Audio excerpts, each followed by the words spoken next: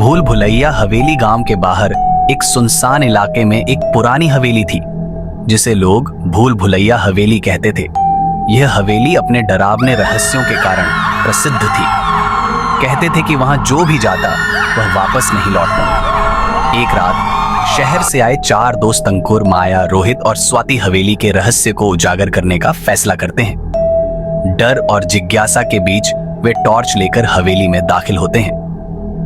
हवेली का मुख्य दरवाजा लकड़ी का था जो खुद ब खुद उनकी दस्तक के बिना ही खुल गया।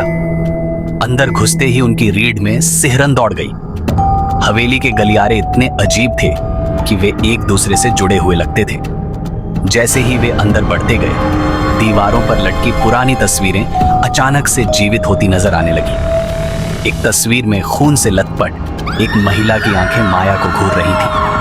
यहाँ कुछ तो गलत है, माया फुसफुसाई, लेकिन रोहित ने उसे चुप रहने को कहा। अचानक हवेली के एक कोने से एक डरावनी हंसी गूंज उठी। चारों के पैरों तले जमीन खिसक गई। कौन है? अंकुर ने कांपती आवाज में पूछा, लेकिन जवाब में केवल एक गहरी सांसों की आवाज सुनाई दी। स्वाति ने देखा कि एक दरवाजा श्रीमेध में खुद ब खुद खुल रहा है। उनकी टॉर्च की रोशनी उस कमर में पड़ते ही वहां एक टूटा हुआ झूला हिलता हुआ नजर आया। झूले पर एक सफेद साड़ी पहनी महिला बैठी थी। उसके बाल बिखरे हुए थे और उसकी आंखों से खून टपक रहा था। भागो! माया चिल्लाई, लेकिन उनके पैर जैसे जमीन में धंस गए थे।